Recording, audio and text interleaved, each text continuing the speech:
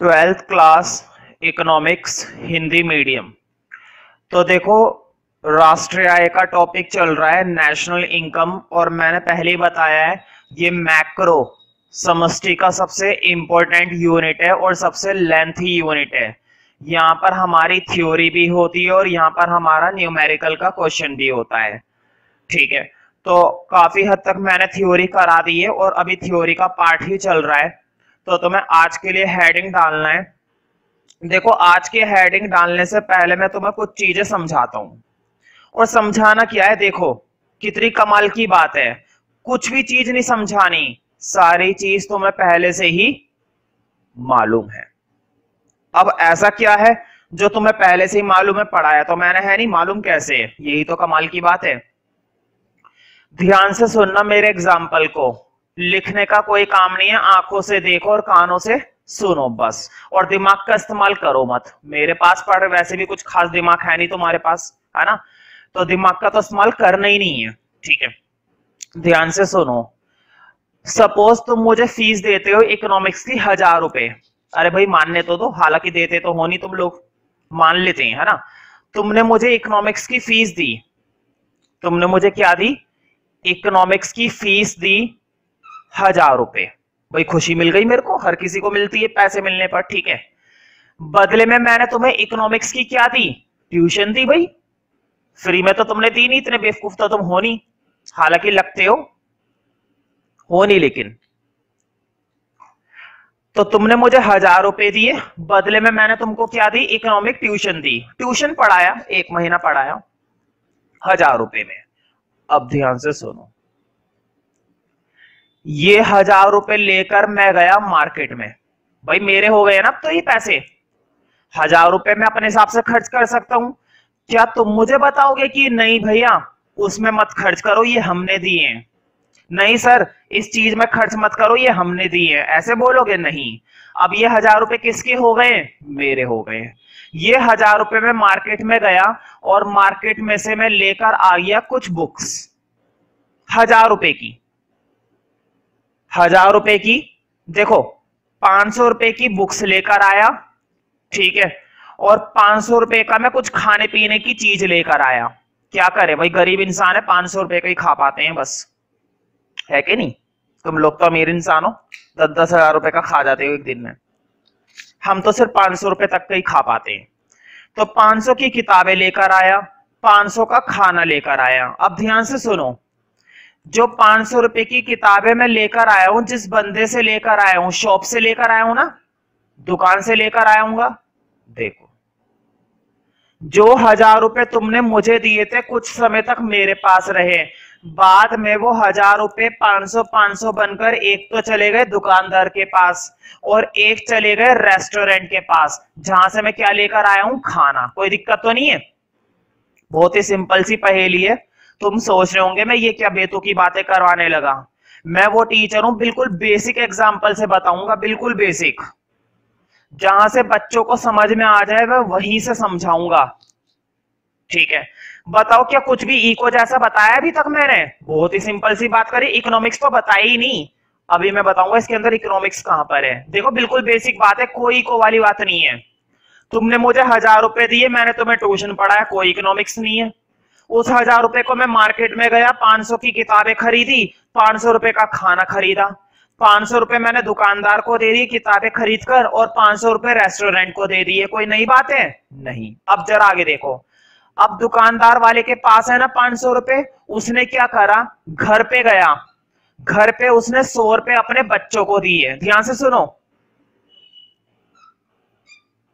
500 रुपए में से दुकानदार ने 100 रुपए अपने बच्चों को दे दिए और 400 रुपए मार्केट के अंदर खर्च कर दिए। 400 रुपए मार्केट के अंदर क्या कर दिए? खर्च कर दिए। कर दिए ना? 400 रुपए मार्केट के अंदर क्या कर दिए? खर्च कर दिए। अब जरा रेस्टोरेंट वाले की बातें सुनो। रेस्टोरेंट वाले ने पूरे के पूरे 500 रुपए भी मार्केट के अंदर खर्च कर दिए। अब देखो हुआ क्या, तुमने जो 1000 रुपए दिए थे वो मैं मार्केट में लेकर गया, मैंने किताबें खरीदी, फूड खरीदा। दुकानदार ने 100 रुपए अपने बच्चों को दिए कॉपी किताब खरीदने के लिए, चीज खरीदने के लिए, कुछ भी करने के लिए, और 400 रुपए उसने खुद अपने काम में मार्केट में खर्च कर दिए। रेस्टोरेंट वाले ने भी अपने 500 रुपए मार्केट के अंदर खर्च कर दिए। मुझे बताओ ये पैसे जहां पर भी जाएंगे वहां पर रुकेंगे क्या? ये जो 1000 रुपए का नोट था जिसके पास भी जाएगा रुकेगा या खर्च होता रहेगा? लगातार क्या होता रहेगा? खर्च होता रहेगा। मुझे बताओ ये हमेशा एक जगह रुका रहेगा या प्रवाह की तरह घूमता रहेगा? तुम्हें याद है ना, 2 आइटम मैंने बताई थी, स्टॉक जो चीज रुकी हुई है, प्रवाह जो चीज चलती रहती है। तो वो बताओ 1000 रुपए क्या मार्केट के अंदर या किसी के भी पास रुकते हैं कभी? पैसा चाहे तुम कितना भी कमा लो, पैसा तुम चाहे कितना भी कमा लो, कभी भी नहीं रुकता। क्यों? क्योंकि पैसा कैसा कंसेप्ट होता है? प्रवाह, और ये हमेशा घूमता रहता है। ध्यान से सुनो, तुमसे मैंने लिए, मैंने किसी और को दिए, उसने किसी और को दिए, उसने किसी और को दिए, ये चलता रहेगा ना। बताओ पैसा एक जगह से दूसरी जगह, दूसरी जगह से तीसरी जगह, तीसरी जगह से चौथी जगह, चौथी जगह से पांचवी जगह, पांचवी जगह से छठी जगह, और छठी से सातवीं जगह। बताओ क्या पैसा घूमता रहेगा ना? एक तरीके से ऐसा नहीं लग रहा कि सर्कल बन गया है? ये जो पैसे का प्रवाह है ना, ये कहलाता है आय का, ये क्या कहलाता है? आय का चक्रीय प्रवाह। आय का कौन सा प्रवाह? चक्रीय। चक्रीय का मतलब क्या होता है? सर्कुलर। मतलब पैसा आज मेरे पास है, यही पैसा कल उसके पास होगा, और यही पैसा कल तुम्हारे पास होगा। पैसे पे नाम नहीं लिखा हुआ। एक की आय दूसरे के पास खर्च हो जाएगी, दूसरे की आय तीसरे के पास खर्च हो जाएगी। तुम्हारे पापा ने जो पैसे कमाए उस पैसे का एक हिस्सा तुमने मुझे दे दिया, मेरी आय बन गई। जो पैसा तुमने मुझे दिया मैंने अपनी आय का एक हिस्सा किसी और को दे दिया, उसकी आय बन गई। समझ रहे हो ना? एक बंदा अपने जीवन में जो भी कमाता है वो हमेशा क्या होता रहता है? खर्च होता रहता है। और उसका ये जो खर्च करना है ये क्या कहलाता है? आय का चक्रीय प्रवाह। ये क्या कहलाता है? आय का चक्रीय प्रवाह। तो तुम आज के लिए हेडिंग डाल सकते हो, लिखो चक्रीय प्रवाह का अर्थ। चक्रीय प्रवाह का अर्थ लिख लो, सर्कुलर। चक्रीय का मतलब सर्कुलर। अगर जो बच्चे इंग्लिश में लिखना चाहते हो तो लिख सकते हैं, इंग्लिश में चीजें ज्यादा आसान लगती है ना। देखो चक्रीय कितना अजीब लग रहा है, लेकिन सर्कुलर से तुम्हें समझ में आ रहा है, एक से दूसरे की तरफ, दूसरे से तीसरे की तरफ, तीसरे से चौथे की तरफ, और चौथे से फिर पहले की तरफ, ये चलता रहेगा। तो सर्कुलर फ्लो। ठीक है, सबसे पहले तो नंबर 1 में इसकी क्या लिखनी है? एक छोटी सी डेफिनेशन लिखो। फिर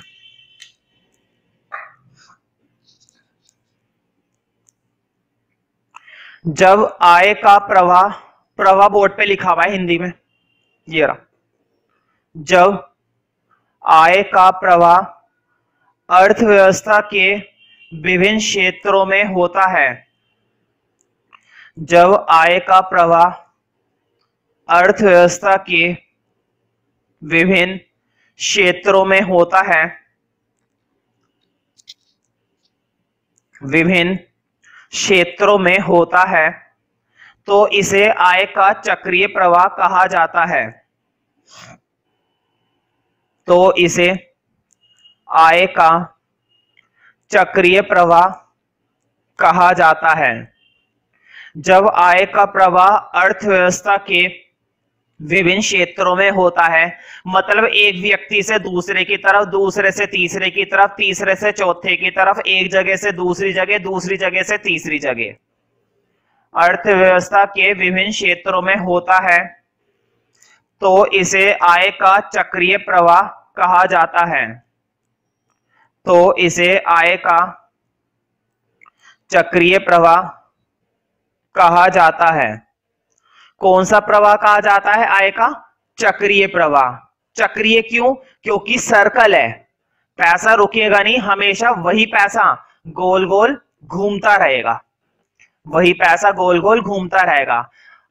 अब देखो चक्रीय प्रवाह दो तरह के होते हैं, और वो कौन कौन से दो प्रकार होते हैं वो भी मैं बताऊंगा, लेकिन उसको बताने से पहले इस चीज को समझना। देखो बोर्ड पे पहले तो सिंपल बेसिक आइडिया समझो। एक बंदा था ए और एक बंदा था बी। सपोज तुम लोगों के लिए मैं एग्जांपल देता हूं, बी के अंदर है स्टूडेंट्स जिनको मैं क्या करता हूं, पढ़ाता हूं, और ए के अंदर है टीचर जो कि कौन है, मैं हूं। ठीक है, ये एग्जांपल ज्यादा क्लियर होएगा।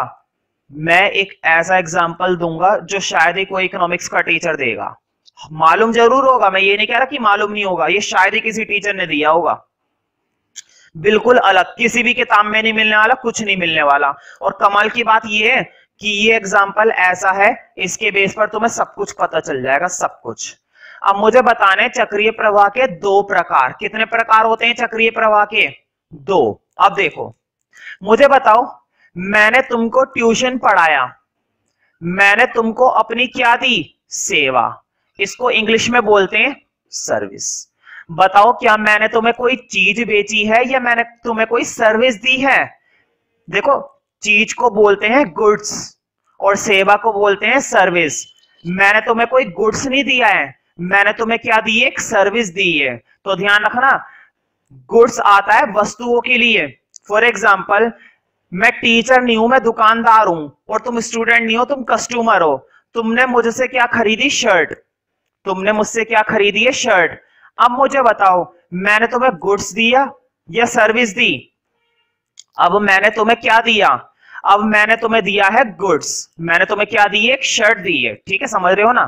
फिलहाल इसी एग्जांपल पर वापस आ जाते हैं।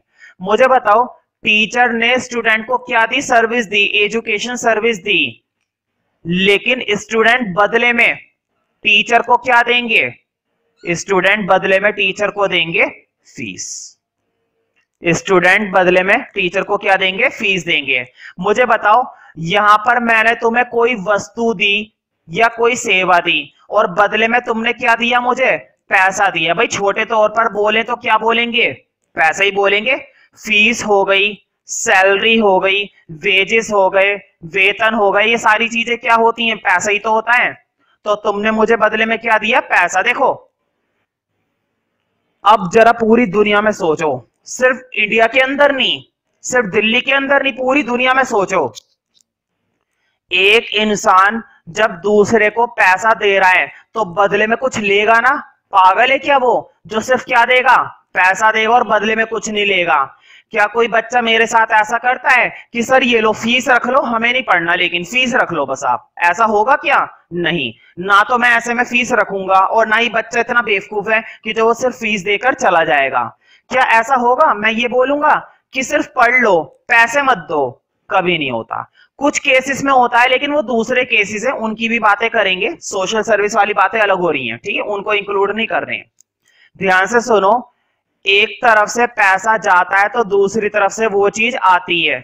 मैं बाजार से ये मार्कर लेकर आया, मार्कर मेरे पास आया और पैसा मेरे पास से चला गया, है ना? मान लो बाजार से ये एसी का रिमोट खरीदा, रिमोट में लेकर आया, पैसा चला गया। अब यहीं पर एग्जांपल देते हैं, तुमने मुझे फीस दी, बदले में मैंने तुम्हें क्या दी, सर्विस। कम से कम दो चीजों का आदान प्रदान जरूर होएगा, एक चीज आएगी तो दूसरी चीज चली जाएगी, एक चीज आएगी तो दूसरी चीज चली जाएगी। ध्यान रखना, जब भी पैसे की बात होती है, किस चीज का फ्लो हो रहा है, पैसे का, ये वाला प्रवाह कहलाता है मौद्रिक प्रवाह, मौद्रिक प्रवाह। ये वाला प्रवाह क्या कहलाता है, मौद्रिक। ध्यान से सुनो, मौद्रिक का मतलब ऐसा प्रवाह जिसका कनेक्शन किससे है, पैसे से है। मौद्रिक प्रवाह कहने का मतलब ऐसा प्रवाह जिसका कनेक्शन किससे है, पैसे से है।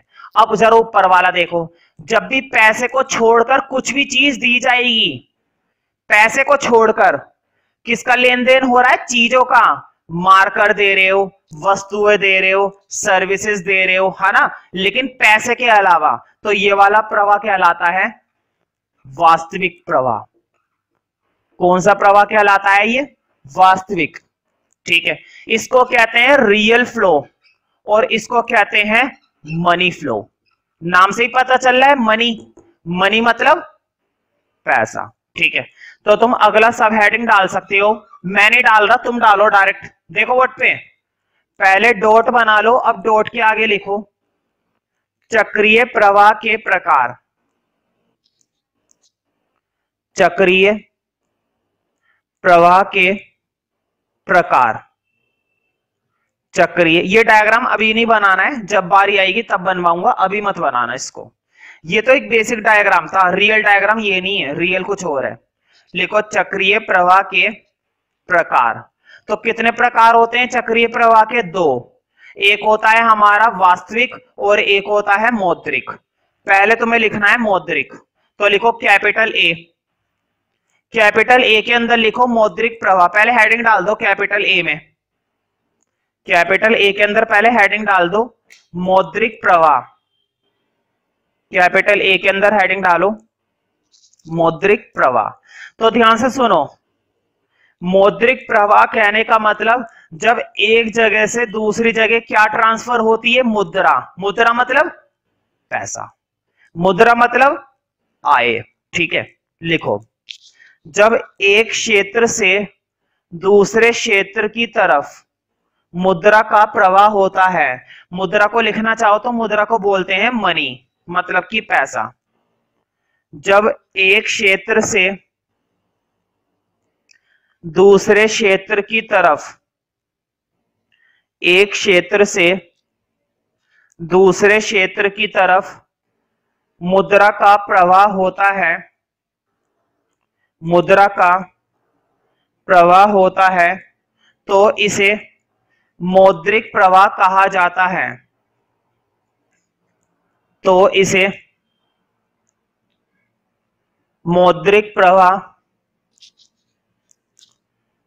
कहा जाता है।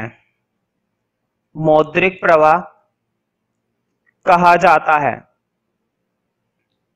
मौद्रिक प्रवाह कहा जाता है। मौद्रिक प्रवाह के एग्जाम्पल बताओगे?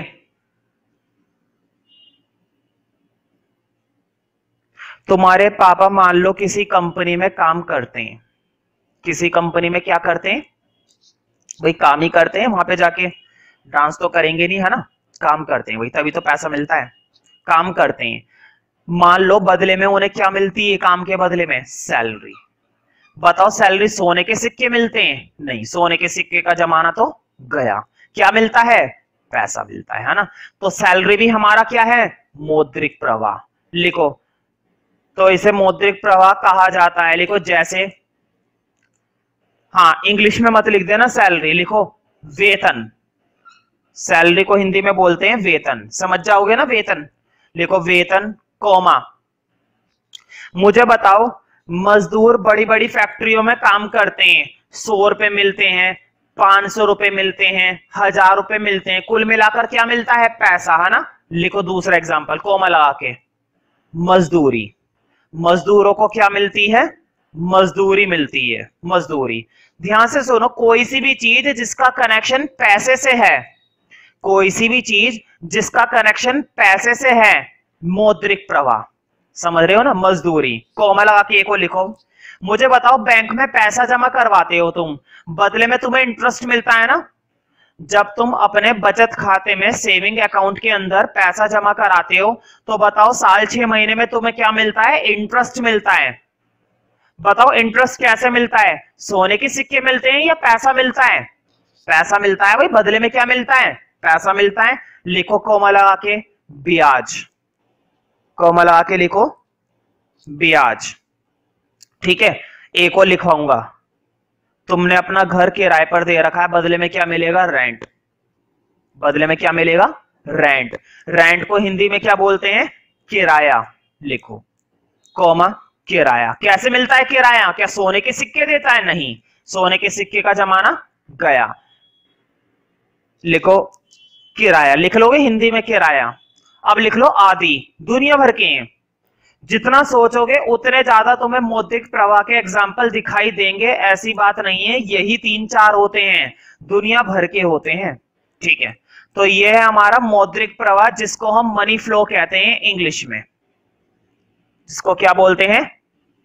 Money flow. अब लिखो कैपिटल बी। कैपिटल बी के अंदर लिखो वास्तविक प्रवाह। वास्तविक प्रवाह। तो वास्तविक में क्या होता है? कोई सी भी वस्तु या कोई सी भी सेवा। पैसा नहीं, यहां पर पैसे की बात नहीं होगी, इस बात का ध्यान रखना। ये रियल फ्लो है, वास्तविक, ये रियल है। जब कोई सी भी चीज दे रहे हो, जब कोई सी भी सेवा दे रहे हो, तो वास्तविक। और इसको छोड़ के अगर पैसे की बात हो रही है तो मौद्रिक। ठीक है, मुझे बताओ, मैं तुम्हें पढ़ा रहा हूं, सर्विस दे रहा हूं, वास्तविक प्रवाह। बदले में तुम मुझे फीस दे रहे हो, मौद्रिक प्रवाह। किसी भी ट्रांसैक्शन के अंदर, किसी भी लेन देन के अंदर ये दो प्रवाह जरूर शामिल होते हैं। किसी भी लेन देन के अंदर ये दो प्रवाह जरूर शामिल होते हैं। अब लिखो वास्तविक प्रवाह में, जब एक क्षेत्र से दूसरे क्षेत्र की तरफ वस्तुओं और सेवाओं का, जब एक क्षेत्र से दूसरे क्षेत्र की तरफ वस्तुओं और सेवाओं का प्रवाह होता है, जब एक क्षेत्र से दूसरे क्षेत्र की तरफ वस्तुओं और सेवाओं का प्रवाह होता है, तो इसे वास्तविक प्रवाह कहा जाता है। तो इसे वास्तविक प्रवाह कहा जाता है। जब एक क्षेत्र से दूसरे क्षेत्र की तरफ वस्तु और सेवाओं का प्रवाह होता है ना? पैसा नहीं लेकिन चीज, वस्तुओं और सेवाओं का प्रवाह होता है, तो इसे वास्तविक प्रवाह कहा जाता है। वास्तविक प्रवाह कहा जाता है। वास्तविक प्रवाह कहा जाता है। अब इसका एग्जाम्पल बताओ। बताओ, अगर एक बच्चा पढ़ने के लिए किताब खरीदता है, अगर एक बच्चा पढ़ने के लिए किताब खरीदता है, तो क्या यह वास्तविक प्रवाह है? बिल्कुल। पैसा नहीं होना चाहिए, सिर्फ कोई चीज होनी चाहिए। ठीक है, और बदले में पैसा देता है, तो यह मौद्रिक प्रवाह है ना? तो हर एक के अंदर दो प्रवाह होते हैं, लिख लो। जैसे किताबों का खरीदना, किताबों का खरीदना,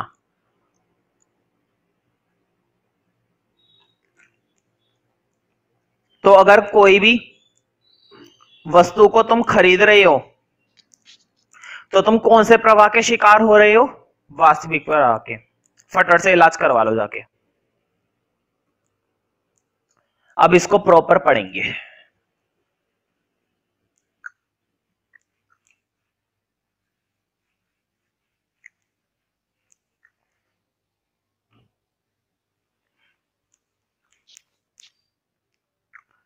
ध्यान से सुनना,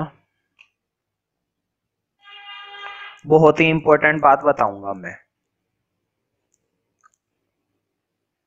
एक है कोई परिवार, क्या बोलते हैं? परिवार क्षेत्र। एक ही मात्रा आती है ना क्षेत्र में? कितनी मात्रा? हाँ, एक ही मात्रा है। ठीक है, एक है परिवार क्षेत्र। परिवार में कौन आ जाते हैं? परिवार में हम लोग आ जाते हैं। फॉर एग्जाम्पल, एक घर के अंदर से एक बंदा नौकरी करता है, परिवार है ना? वो सब्जी मंडी से सब्जी खरीद के लाता है, परिवार है ना? परिवार समझ रहे हो ना? परिवार क्षेत्र के अंदर कंज्यूमर होते हैं। अब ध्यान से देखो, एक क्षेत्र है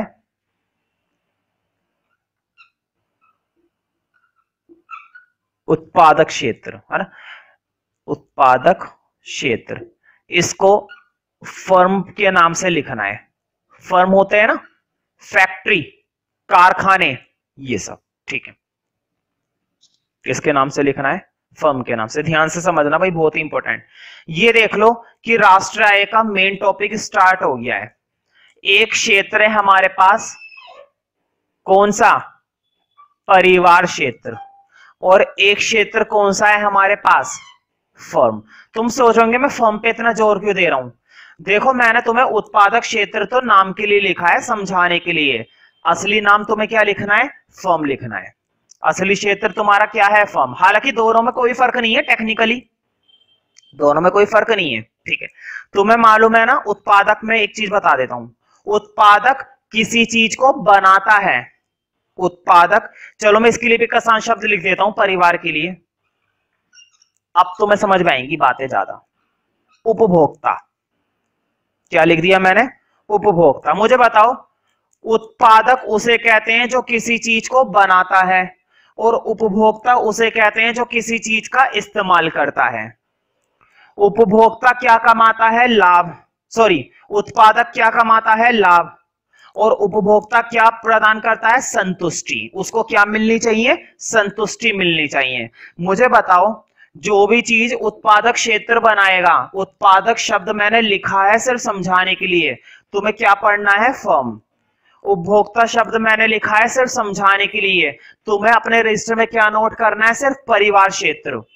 जिस पर मैंने बॉक्स बना रखा है ना, जिस शब्द पर मैंने क्या बना रखा है? बॉक्स, तुम्हें केवल वही वाले शब्द नोट करने, ये वाले शब्द नोट नहीं करने डायग्राम के अंदर। अभी मैं एक डायग्राम बनवाऊंगा, तुम्हें उत्पादक क्षेत्र वाला शब्द नोट नहीं करना है, और ना ही तुम्हें उपभोक्ता वाला शब्द नोट करना है। डायग्राम में अगर बना दिया ना तो टीचर मार्क्स काट लेगा और डायग्राम भी काट देगा। ध्यान से सुनना मेरी बात को। मुझे बताओ, देखो इधर बोर्ड पे, उत्पादक से उपभोक्ता चीजों को खरीदेगा ना, फर्म से परिवार क्षेत्र कुछ भी चीज खरीद सकता है। देखो बोर्ड पे, फर्म से कोई सी भी चीज खरीदी, एरो आ गया इधर, समझ रहे हो ना? किससे खरीदी है? फर्म से। किसने खरीदी है? परिवार ने। कुछ भी चीज खरीद सकते हैं। देखो क्या खरीद सकते हैं? कोई सी भी वस्तु खरीद सकते हैं, वस्तु या सेवा, है ना? मुझे बताओ, अगर तुम मुझसे कुछ खरीद रहे हो तो तुम मुझसे वस्तु खरीद रहे हो या सेवा खरीद रहे हो? तुम मुझसे क्या खरीद रहे हो? कोई वस्तु तो मैं दे नहीं रहा हूं तुम्हें, मैं तुम्हें क्या दे रहा हूं? सेवा दे रहा हूं। ये गोल सर्कल समझ में आ गया ना मैंने क्यों बनाया है? देखो मैंने तो फर्म नीचे लिख दिया है थोड़ा सा, और परिवार क्षेत्र थोड़ा सा ऊपर लिखा हुआ है बोर्ड पे। देखो तुम्हें ना परिवार क्षेत्र और इसी के सामने फर्म लिखना है, बिल्कुल आमने सामने, ताकि ये तुम्हारा सर्कल अच्छा बन जाए। मेरा सर्कल ऊंचा नीचा हो गया क्योंकि मैंने एक शब्द नीचे लिख रखा है और एक शब्द ऊपर लिख रखा है ना?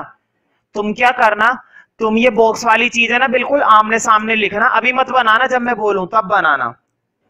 ये बॉक्स वाली चीज है बिल्कुल आमने सामने लिखना, ताकि डायग्राम बहुत ही बढ़िया बने। डायग्राम बहुत ही ज्यादा क्या बने? बढ़िया बने। अब ध्यान से सुनो, परिवार ने फर्म से कुछ खरीदा। क्या खरीदा? या तो वस्तु या सेवा। बताओ क्या फर्म बेवकूफ है? फ्री में दे देगा? नहीं, इतना बेवकूफ कोई नहीं होता। हालांकि तुम लगते हो बेवकूफ, मैं तो खैर नहीं लगता, है ना? तुम लगते हो। तो परिवार फर्म को बदले में क्या देगा? वस्तु और सेवाओं का खर्चा देगा ना। ले भाई, तेरे 10 रुपए की चीज थी, ये ले पकड़ अपने 10 रुपए। बड़ा मारा जा रहा है। मुझे बताओ पैसा कहां से आएगा? देखो बोर्ड पे, परिवार क्षेत्र से पैसा कहां की तरफ जाएगा? फर्म की तरफ ना। अब मैं एरो बदल दूं, देखो बोर्ड पे, कोई दिक्कत तो नहीं है? बताओ, जो वस्तुएं सेवाएं खरीदी हैं उनका क्या करना पड़ेगा? भुगतान। भुगतान को इंग्लिश में बोलते हैं पेमेंट। कोई दिक्कत तो नहीं अगर ये शब्द मैं इस्तेमाल करूं भुगतान? दिक्कत क्या होनी, करना ही पड़ेगा। लिखो, चीजों का क्या करना पड़ता है? भुगतान करना पड़ता है। अगर किसी बच्चे को ये शब्द बड़ा अजीब लग रहा हो ना भुगतान, तो तुम लोग इंग्लिश में भी लिख सकते हो पेमेंट। पेमेंट से तुम्हें क्लियर हो जाएगा। जो चीजें तुमने ऊपर खरीदी है ना, उस चीज का तुम्हें क्या करना पड़ता है? भुगतान करना पड़ता है। अब मुझे बताना इसमें से कौन सा मौद्रिक है और कौन सा वास्तविक है। देखो बोर्ड पे, ऊपर तुमने वस्तु या सेवा खरीदी है, कोई पैसा थोड़ी ना है, वास्तविक प्रवाह। और नीचे तुमने क्या करी है? पेमेंट। बताओ पेमेंट कैसे करते हैं? सोने के सिक्के देते हैं आज के समय में? नहीं, सोने के सिक्के का जमाना गया, हम पेमेंट कैसे करते हैं? पैसे से, पैसा देते हैं। तो नीचे वाला क्या है? मौद्रिक, और ऊपर वाला क्या है? वास्तविक। अब जरा एक डायग्राम और सर्कल बनाने हैं अभी। देखो मैं चीजों को समझाने के लिए इसे हटा देता हूं, मुझे दिक्कत हो रही है ना। ये शब्द तो लिखने ही नहीं थे वैसे भी, ये शब्द नहीं लिखने तुम्हें अपने, दिख ना जाए किसी की भी डायग्राम में ये शब्द, काट दूंगा और टीचर भी काट देगा। ठीक है, समझ रहे हो ना? ये बिल्कुल आमने सामने बनाना, बढ़िया सर्कल बनते हैं। ये तो ऊंचा नीचा हो गया इसलिए मेरा सर्कल खराब हो गया। देखना नीचे वाले सर्कल कितने सही बनेंगे। अब मैंने नीचे से वो शब्द हटा दिया है ना, तो नीचे वाले सर्कल बहुत ही बढ़िया बनेंगे, कोई दिक्कत नहीं होगी। अब जरा इधर देखो, मुझे बताओ फर्म ने वस्तु बेची थी किसको? परिवार को। परिवार ने बदले में पैसे दिए थे किसको? फर्म को। तुम हमें चीज दो, हम तुम्हें पैसा देंगे। तुम हमें खून दो, हम तुम्हें आजादी देंगे। सुना है ना ये डायलॉग? ये स्लोगन सुना है तुमने? नारा, तुम मुझे खून दो, हम तुम्हें क्या देंगे भाई? आजादी। भाई जब खून ही दे देंगे तो आजादी किस बात की? कितनी कमाल की बात है ना? टेक्निकल बात करो, है ना? खैर उस बात को छोड़ो, अब जरा नीचे देखना, मुझे बताओ ये चीजों को बेचेगा ना? बनाएगा बेचेगा, बनाएगा बेचेगा, बनाएगा बेचेगा, यही करता रहेगा ना? खुद बनाएगा? नहीं, चीजों को खुद नहीं बनाएगा। बनाने के लिए क्या चाहिए? मजदूर चाहिए। बनाने के लिए क्या चाहिए? पैसा चाहिए। बनाने के लिए क्या चाहिए? जगह चाहिए। बनाने के लिए क्या चाहिए?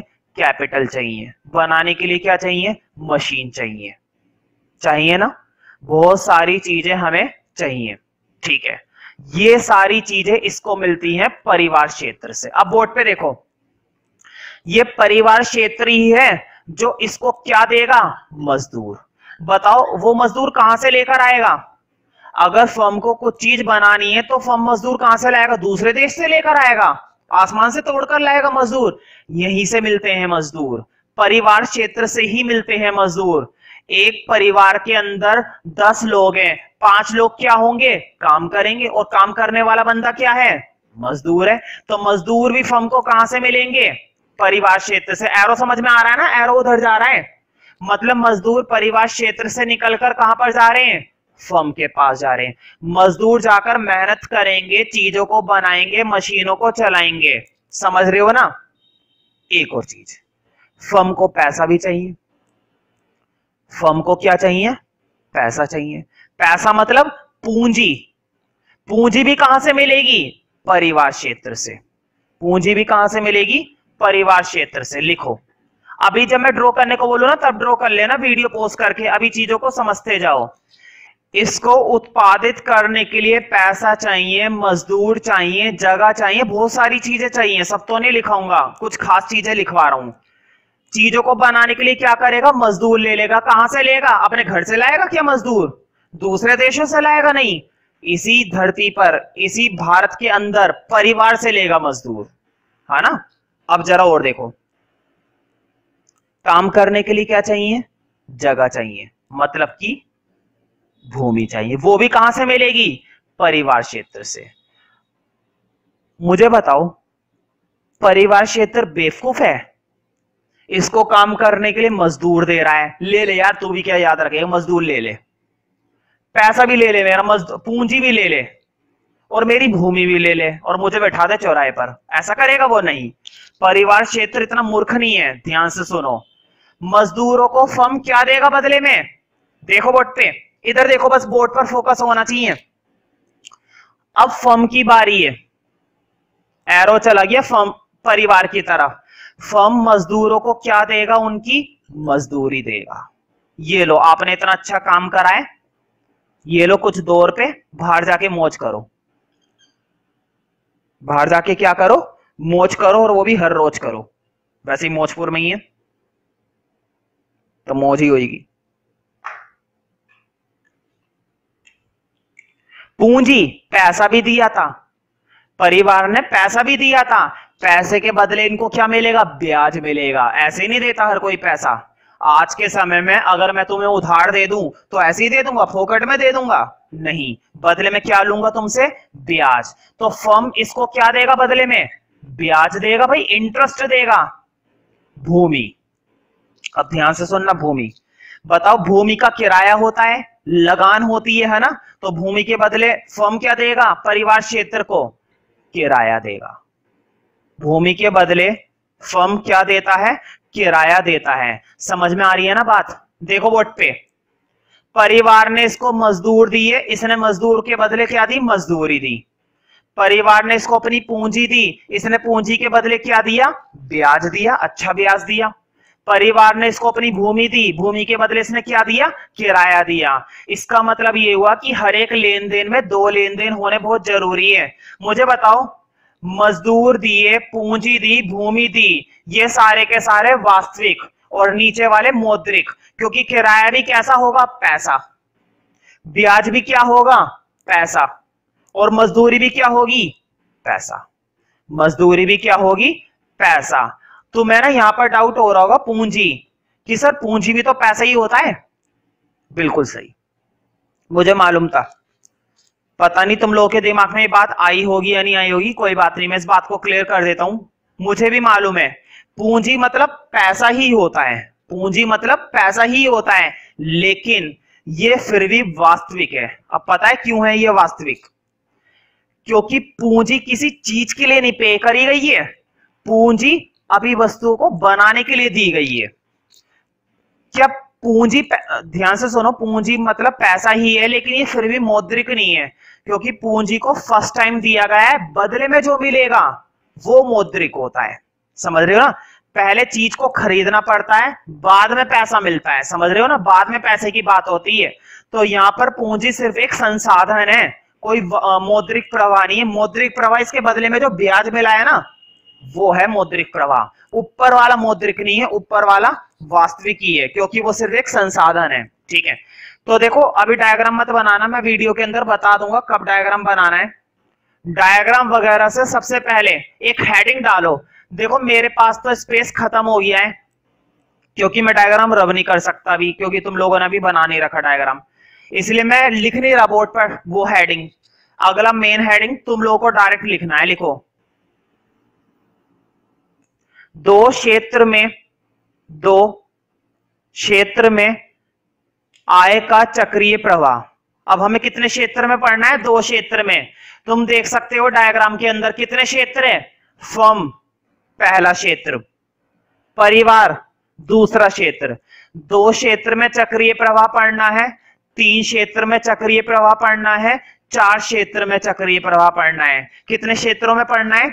दो क्षेत्रों में, तीन क्षेत्रों में, चार क्षेत्रों में। दो क्षेत्रों का चक्रीय प्रवाह कई बार पेपर में ड्रॉ करने को आ चुका है, ये वाला डायग्राम कई बार आ चुका है, 3 नंबर में, 2 नंबर में। अभी मत बनाना, जब मैं बोलूं तब बनाना। पहले हेडिंग लिखो, दो क्षेत्र में आय का चक्रीय प्रवाह। दो क्षेत्र में आय का चक्रीय प्रवाह। दो क्षेत्र में आय का चक्रीय प्रवाह। ठीक है, अब लिखो एक नोट। ये डायग्राम जब मैं बोलूं तब बनाना है, अभी नहीं। पहले एक नोट लिखो। हाँ, नोट में लिखो, दो क्षेत्र में अर्थव्यवस्था के, दो क्षेत्र में अर्थव्यवस्था के,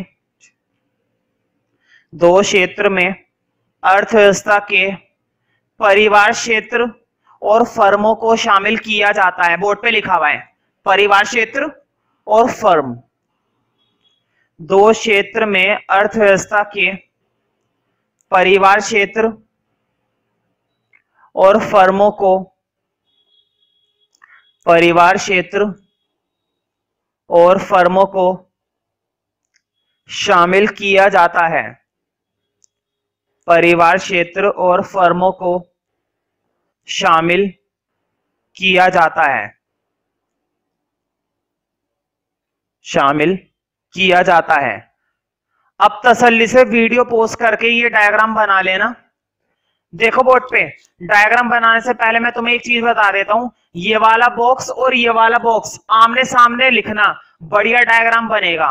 मेरा डायग्राम तो इतना अच्छा बन नहीं पाया बॉक्स ऊपर नीचे होने की वजह से, लेकिन तुम लोग है ना ये डायग्राम के अंदर बॉक्स आमने सामने बनाना, और फिर देखो इस तरह से एरो बनाना इनके ऊपर से, बहुत बढ़िया डायग्राम बनेगा फिर। ठीक है, तो वीडियो पोस्ट करके तसल्ली से डायग्राम बना लो। डायग्राम नीट एंड क्लीन होना चाहिए। मैं किसी का भी रजिस्टर चेक कर सकता हूं, अगर डायग्राम मेरे हिसाब से नहीं हुआ और मुझे पसंद नहीं आया तो उस पेज को मैं फाड़ दूंगा फिर।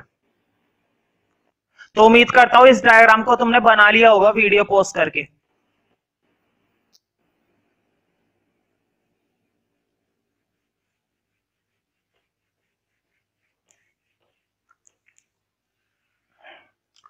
तो कितने क्षेत्र होते हैं? दो क्षेत्रों में, एक तो परिवार क्षेत्र और एक कौन सा क्षेत्र होता है? फर्म। ठीक है, तो कैपिटल ए लिखो, कैपिटल ए में लिखो परिवार क्षेत्र की विशेषताएं। परिवार क्षेत्र की विशेषताएं, तो क्या क्या खासियत होती है परिवार क्षेत्र की? लिखो नंबर 1, मुझे बताओ परिवार क्षेत्र उत्पादक क्षेत्र को क्या देता है? मजदूर देता है। परिवार क्षेत्र फर्मों को क्या देता है? पूंजी देता है। परिवार क्षेत्र फर्मों को क्या देता है? भूमि देता है। मुझे बताओ मजदूर, पूंजी, भूमि, ये सारे के सारे क्या होते हैं? संसाधन होते हैं ना। ये सारे के सारे क्या होते हैं? संसाधन होते हैं। इसका मतलब ये हुआ कि सारे के सारे संसाधन कौन देता है? परिवार क्षेत्र देता है। पैसा कहां से आएगा? परिवार क्षेत्र से आएगा। भूमि कहां से आएगी? परिवार क्षेत्र से आएगी। पूंजी कहां से आएगी? परिवार क्षेत्र से आएगी। इसका मतलब सारे संसाधन किसके पास है? परिवार क्षेत्र के पास है। इनका मालिक कौन है? परिवार क्षेत्र। लिखो नंबर 1, पहली विशेषता, परिवार क्षेत्र उत्पादन के साधन के मालिक होते हैं। परिवार क्षेत्र उत्पादन के साधन के, परिवार क्षेत्र उत्पादन के साधन के मालिक होते हैं, मालिक होते हैं, मालिक होते हैं। उत्पादन के साधन के मालिक होते हैं। और बताओ ये सब चीजें क्या वो फ्री में दे रहे हैं? नहीं भाई, फ्री में नहीं दे रहे। मजदूरों को क्या मिलती है? मजदूरी। कौन देता है? फर्म। पूंजी के बदले में क्या मिलता है? ब्याज। कौन देता है? फर्म। भूमि के बदले किराया मिलता है। कौन देता है? फर्म। ठीक है, लिखो दूसरी विशेषता, लिखो परिवार क्षेत्रों को मजदूरी, कोमा, ब्याज, कोमा, परिवार क्षेत्रों को, सिर्फ ये लिखो परिवार क्षेत्र, क्षेत्रों मत करो, एक ही तो क्षेत्र है। परिवार क्षेत्र को मजदूरी, कोमा, ब्याज, कोमा, लगान। किराया मत लिखना, लगान लिखना। लगान लिख लोगे? लगान पिक्चर भी देखी होगी तुमने। लगान। परिवार क्षेत्र को मजदूरी, मजदूरी, ब्याज, लगान, कोमा, लाभ। लाभ भी तो मिलता है, कोई बात नहीं, एक आधा आइटम वो लिख लो। लाभ प्राप्त होता है, लाभ प्राप्त होता है।